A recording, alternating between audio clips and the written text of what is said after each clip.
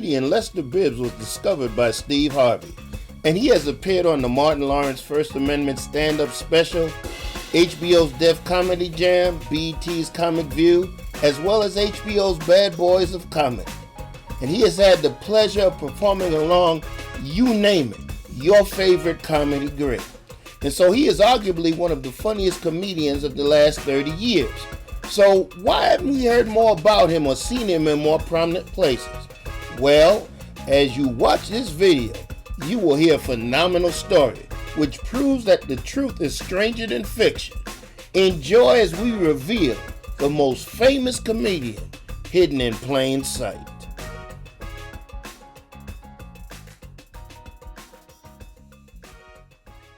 First of all, welcome to Conversations with Hutch. I'm glad to be for you. And you see the marvelous, the stupendous Lester Bibbs, who out of his busy schedule has broken up some time for us. So I'm appreciative. And he looking all suave, bowler, and relaxed and all that good stuff. So we're glad to talk to him. All right. Man, I'm glad to be talking to you guys. Yes, sir. Real quick. Now, where are you from? And, just tell us a little bit about you. Okay, originally Memphis, Tennessee. Born and raised. I left there when I was 17. Got discovered by a comedian, and then moved to Los Angeles. After that, I was discovered by Steve, and I just leave it at that. All right, the Steve Harvey. All right, well, check this out. Roger Stephen Harvey. Yeah, he took me on the road when I was a kid. Taught me to be a professional. Taught me to dress properly, how not to just throw my clothes on. Well, see, you learned that lesson well, see. I'm checking out those shades. You can put them in the mail, but that's all right. We're going to leave that alone. I'll receive them gladly, but... Oh, yeah, man. But now, y'all, well, first of all, to those who are watching this, yes, we know each other, so that's why you see the banter has a certain flavor to it. But also, what he didn't want to tell you, he is a PK. Yeah, preach kid. Preach kid. You know what they say about them preachers, kid. They need prayer, but they need a lot. I know I did. Yeah, but look, he's been in this thing for a while, and I want to just at least let y'all see him and hear the stories you haven't heard that need to be told. And on that note, why comedy? You were 17 in Memphis, minding your business, got discovered. What made you go to comedy? Right? Honestly, that's something I always wanted to do, even when I was younger.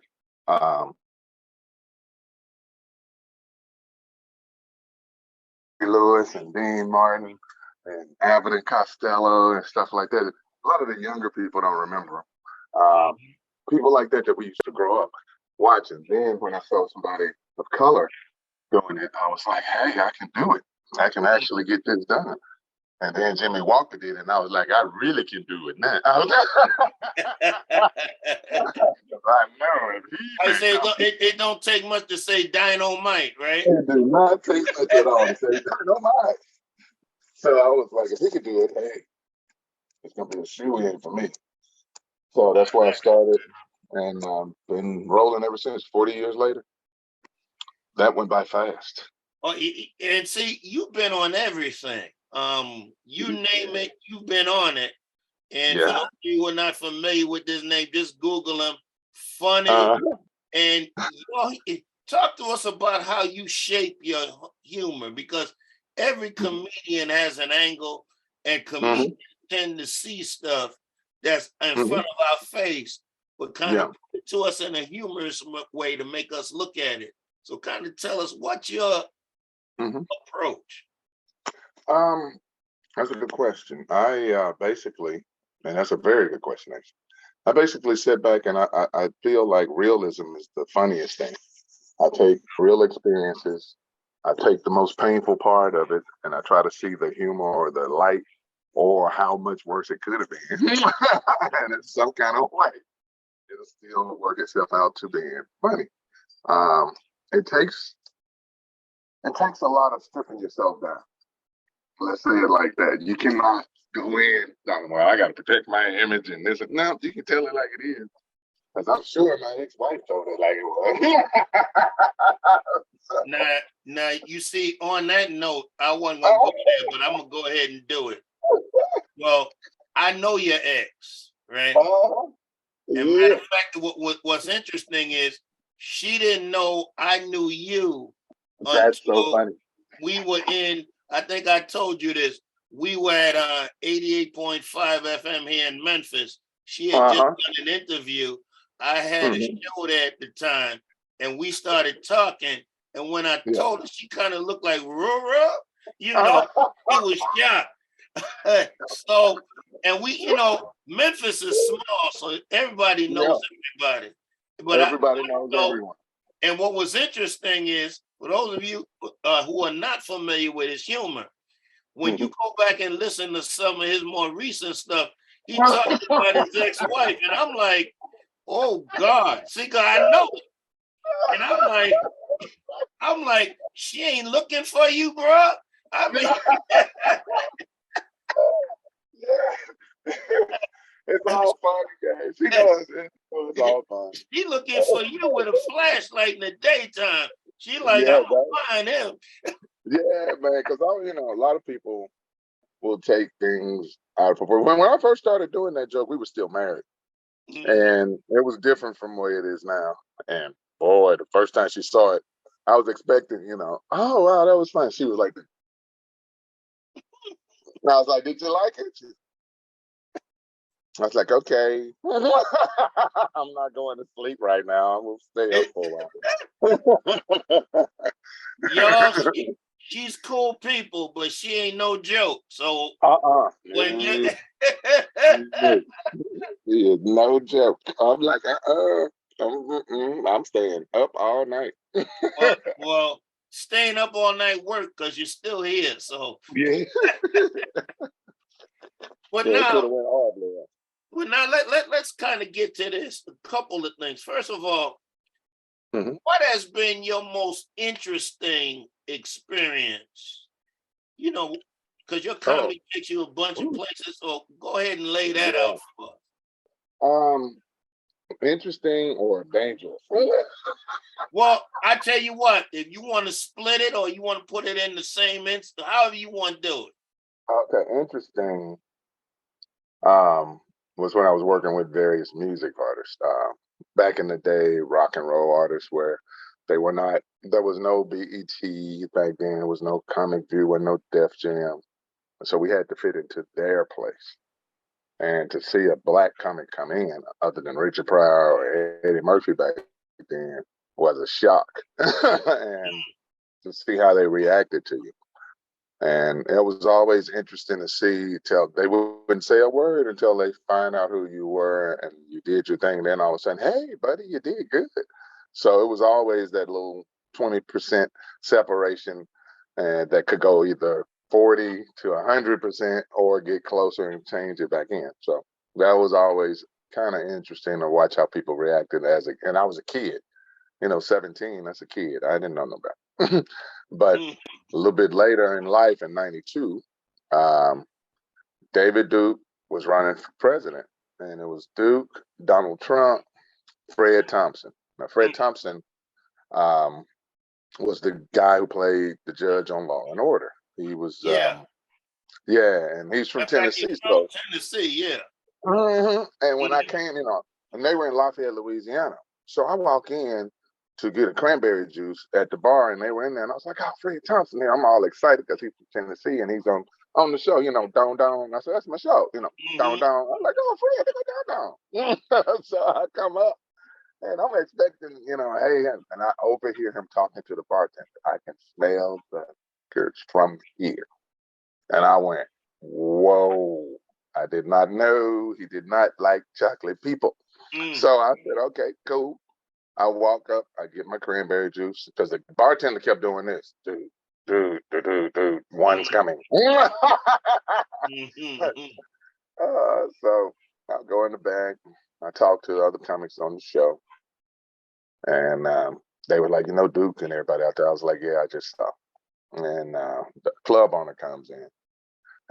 He said, we got a message from Brad Greenberg, which at that time he was the owner of the Comedy Zone. This is why I don't mess with the Comedy Zone to this day, because the new owner still talks and thinks like Fred Thompson. Yeah, man, he does. Yeah, he tried to say something smart. He's like, hey, your only claim to fame is being Penny Closet. And I was like, no, that was not my claim to fame. My claim to fame is being in it 40 years. I said, but that's a lot of talk coming from a C comedy club. I had to clean all that out. Going this them falling at the front. Yeah, it was a lot going on that night. So I come in the back, we talked. I come back out. They said, be professional, yada yada. I had every intention of being professional. Keep in mind, I'm a kid still, you know. So I walk in. The first thing I noticed, I saw black people seated to the left, white people seated to the right.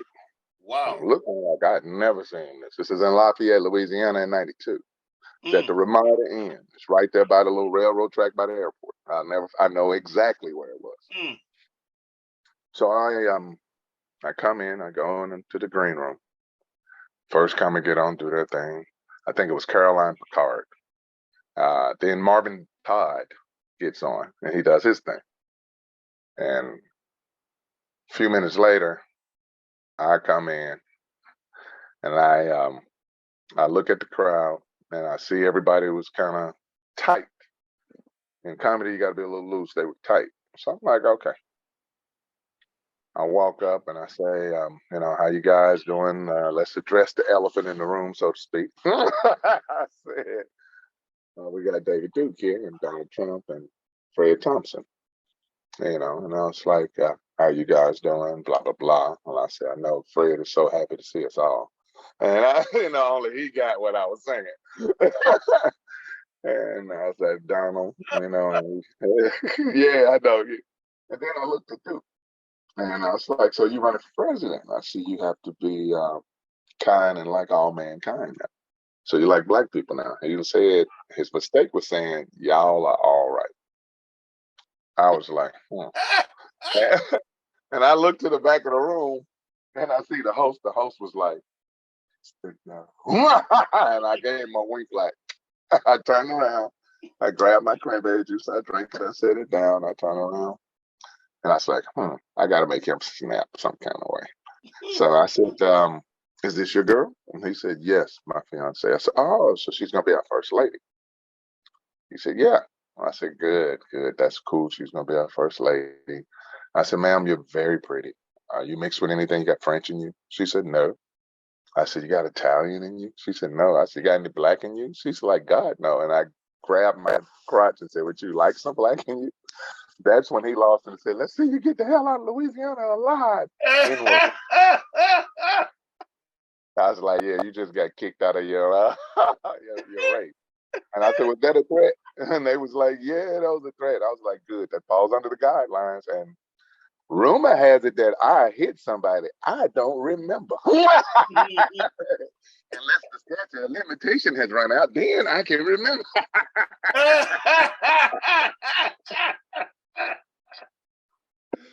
So it was like a free-for-all brawl.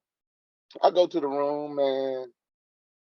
We talking. Mike Rivera was there. Mike was, oh my God, Lester, that was great. That was fun. Oh my God, I wish you had did this. And Caroline was like, oh my God, that took some balls. Marvin was still in shock. All of a sudden you hear boom, boom, boom, boom, boom, boom, boom. Boom, boom, boom, boom, boom, boom, boom. I'm like, who is that? I looked at the little hole. I was like, oh, yeah, it's the cop. Cool.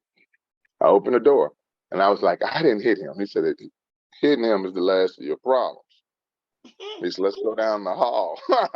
He said, when you get down the hall, I think you should get on your knees and crawl and look out that window. Because it was a long hallway. You know how the Ramada used to be back in the day. You walk all the way down, you can see out in the street.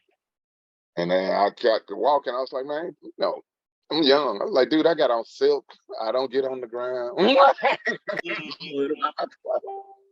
The closer I got to the window, I saw acres and acres of nothing but angry white people. And I was like, so how low should I get when I'm on this ground?